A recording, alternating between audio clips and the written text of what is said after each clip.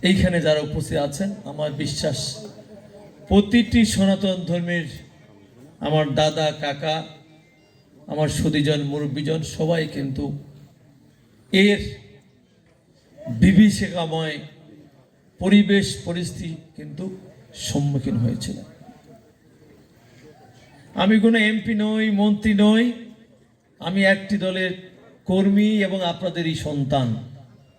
আপনারা নিশ্চয়ই এখানে দেখেছেন আমার বাসার সামনে আমি যেসব ইউনিয়নে যেতাম প্রত্যেকখানে একটি বলতাম, আমি যে অসাম্প্রদায়িক, আমি যে সকল ধর্মকে সম্মান করি এবং যার ধর্ম সেজন সম্মানের সঙ্গে ইজ্জতের সঙ্গে তার মনোমতো করে উদযাপন করতে পারে, পালন করতে পারে, সেটা আমি বিশ্বাস করি।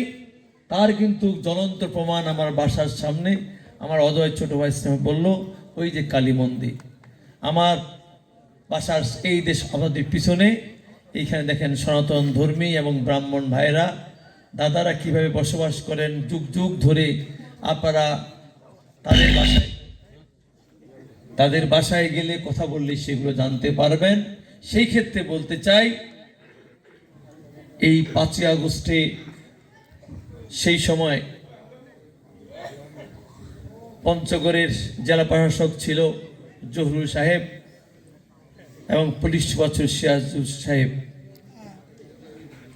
আমি 4 আগস্ট তাদের বিশেষ অনুরোধে ঢাকা থেকে এসেছিলাম এবং তাদের দুইজনে আহাজারি দেখেছিলাম।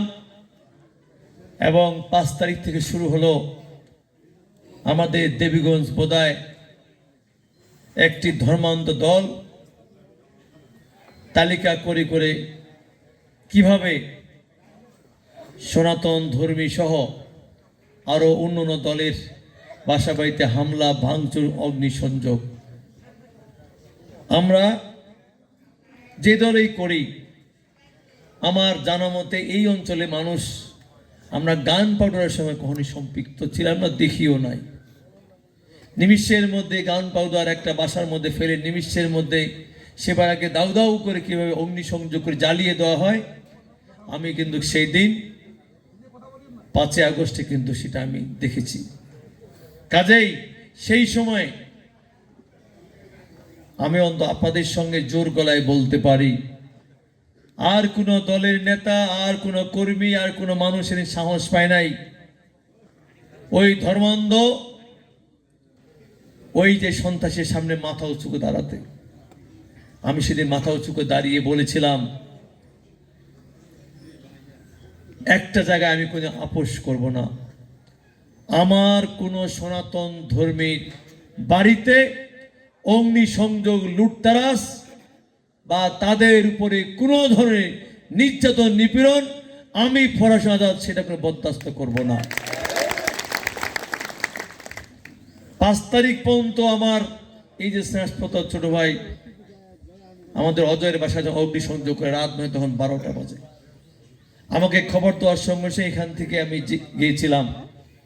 কারা অগ্নিসংযোগ করেছে অজয় ভালো করে আমি নাম বলতে চাই না, আমাকে দেখে তার পালিয়ে গেছে। আমি নিজ হাতে আগুন নিভিয়েছিলাম, শেষ করি নাই। বাসা আসে ঢুকছি রাত 3টার সময়। আমাদের এই ইউনিয়ন আওয়ামী লীগের সেক্রেটারি গৌতম বলল, দাদা আমার বাসা তো লুট করে নিয়ে যাচ্ছে, সমস্ত কিছু অগ্নিসংযোগ করবে। রাত 3টার সময় ছুটে গেলাম, আমাকে দেখে সেখানে পালিয়ে গেলাম। সেইখানে তার বউ বাচ্চা সবাই বাড়ি ঘর চলে গেছে। প্রায় 1.5 ঘন্টা বসে থাকার পর দেখলাম কাদা মাখা অবস্থায় আসতেছে, কাঁদতেছে, আহাজারি করছে, দাদা আমরা কি দেশে থাকতে পারবো না, আমরা কি চলে যাব।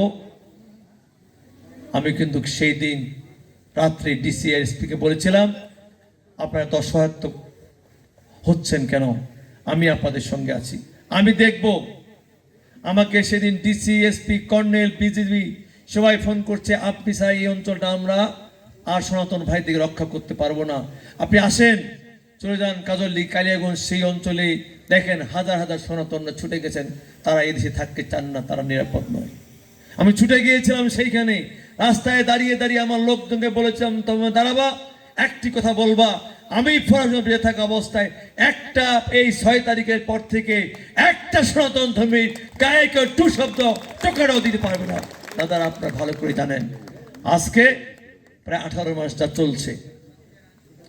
আমি এর পরবর্তীতে প্রশাসনের সঙ্গে একটি কথা বলেছিলাম, মামলা কাকে দেন দেন, কি করেন করেন, এগুলো আপনাদের এখতিয়ারের বিষয়।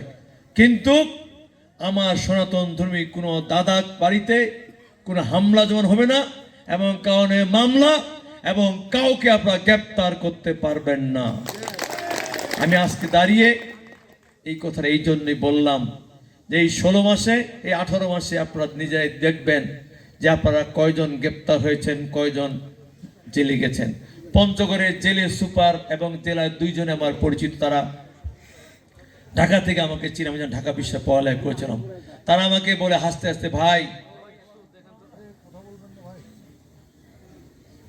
ভাই আপনার দেবীগঞ্জ বোধহয় কি কোনো খারাপ হিন্দু সম্প্রদায়ের লোক নাই? কেন রে? কথা ভাই, যত অ্যারেস্ট হয়েছে সব তো মুসলমান, একটা হিন্দু সম্প্রদায়ের মানুষ তো জেলখানায় পাই না আমরা। আমি বলেছিলাম, আমি আজাদ সাহেব বেঁচে থাকা অবস্থায় এটা আমি হতে দিব না রে, তোর নিশ্চিত থাকিস এই বিষয়ে আমি একদম আমার নীতিতে অটল। এই যে মাঝখানে যখন তফসিল ঘোষণা হওয়ার পরে যখন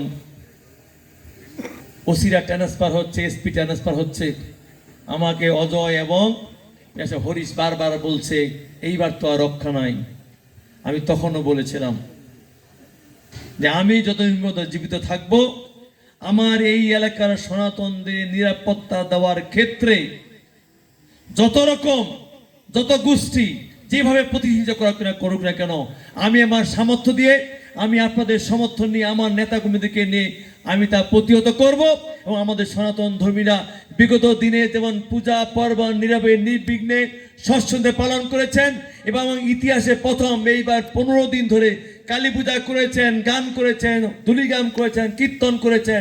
আমি নিরাপত্তা দিয়েছি, সঙ্গে ছিলাম, পাশে ছিলাম, এবং আমি কথা দিচ্ছি, ওই যে বললাম আমি কিন্তু এমপি মন্ত্রী হই নাই, আমি একজন দলের কর্মী।